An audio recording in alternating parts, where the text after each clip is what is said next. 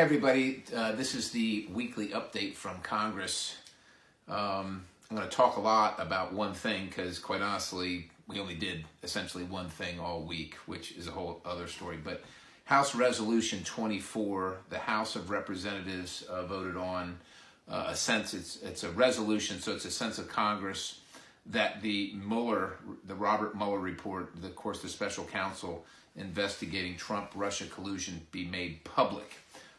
Just a couple things. It's not binding, and just because we voted on it doesn't mean it's going to be released or not released. The Attorney General, Mr. Barr, has already said that he would, I think he said he would consider releasing it per the requirements in the law, because there are some provisions that go with releasing it or portions of it, and that he would make that determination when the report was done. But still, we had this vote. Quite honestly, to me, the vote was completely political.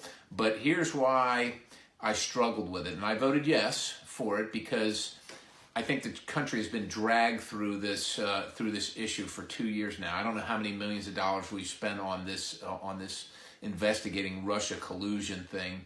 And if what is being indicated is true, that there isn't any Russian collusion. And quite honestly, I don't believe there is. I think this whole thing has been made up with a fake dossier.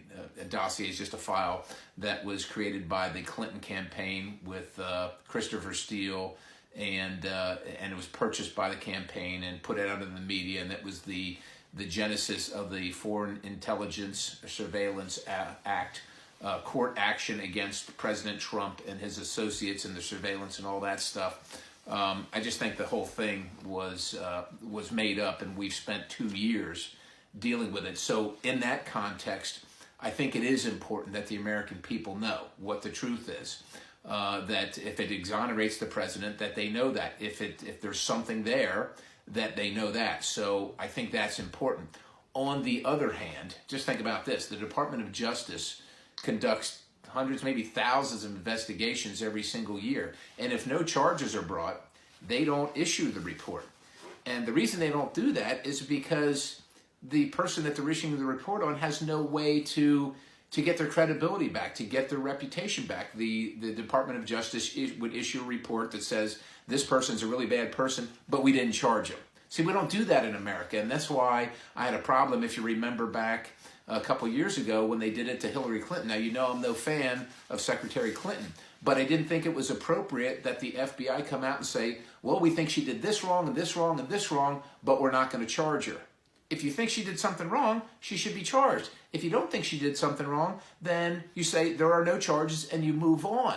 And this is the same circumstance with President Trump. But because the country's been dragged through this, and everybody, I think, kind of does deserve to know, including the president, whether the president is a crook or not, I think that that's important. So in this case, I voted for this, but this gives me significant concern for a lot of reasons. And I just outlined one for you. The other thing is there will probably be other people named in the report that haven't been charged in anything. And then that gives, in the public sector, a way of impugning their credibility, and for people to say, well, these people are bad too, even though they haven't been charged for anything.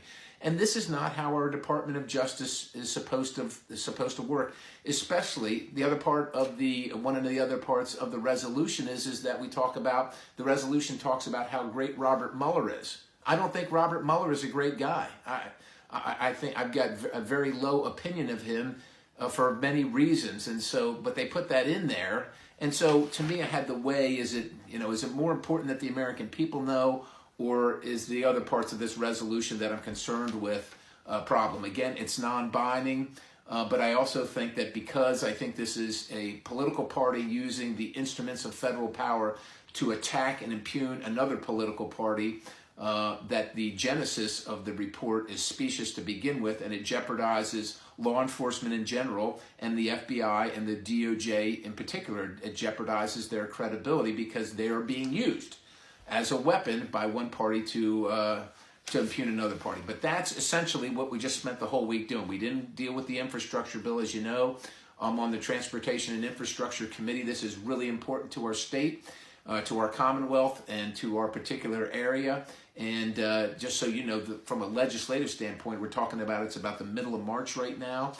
We've got to get a bill out of the House probably by late spring or early summer so that the Senate can take it up so that we can get it done by midsummer or late summer, early fall, or it's just not going to happen. It won't make it on the legislative calendar because presidential politics and all that stuff become too much of an issue. And right now, instead of doing this stuff, we ought to be doing stuff that help people live their lives and improve our lives all across the country and including central Pennsylvania. But look, I'm not in charge, so I go, I do my job, I voted, and I told you how I voted for the resolution, but I have significant reservations. The other thing we did, I introduced the balanced budget amendment to try and get the federal government to do what our state government does, which is you can't spend any more than you take in, generally speaking, right? And it would make us make the tough choices. I've introduced it every single time I've been in Congress. Neither Republicans or Democrats, they all say they want a balanced budget, but they never bring it up, and when they do, it always fails. But I think it's important to continue to say that this is an important issue and that the country needs to live within its means. We continue to have budget deficits and debt that are crippling, and so that's the other thing that I got accomplished. I want to just invite everybody to one other thing. You've probably heard about the Freedom Caucus, and I'm a member of the Freedom Caucus, and it's usually maligned, and there's a lot of misinformation and disinformation about what it is. And so what we've done in the Freedom Caucus is there's I guess it's called there's a podcast available, and I've got the link on my Facebook page, or you can go directly to the Freedom Caucus, but you have the leadership and members in the Freedom Caucus talking about what the Freedom Caucus is and what it does.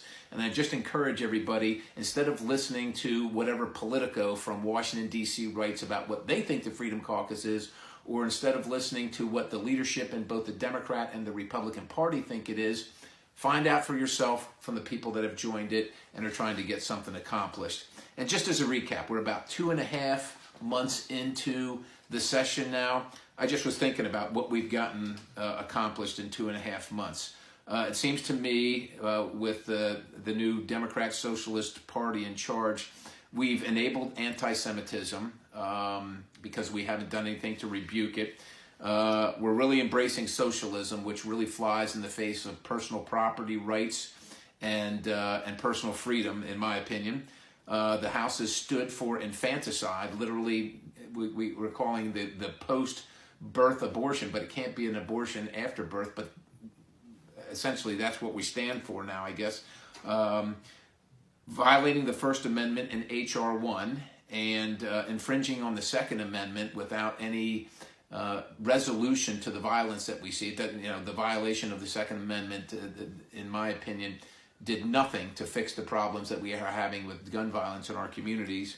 And finally, we continue to defend illegal immigration. And if you're looking at the numbers on the border right now, and I think I'll probably go through them with you very shortly on one of these transmissions, we've got an unprecedented, as usual, record number of people illegally coming across our border. And we talked about the drugs, we talked about the gang violence, we talked about your taxes, we talked about the assault on our labor force from coming across the border, both the northern border and the southern border. So that's what we've gotten accomplished in 2.5 months in my perception, but I just wanted to kind of let you know what's going on.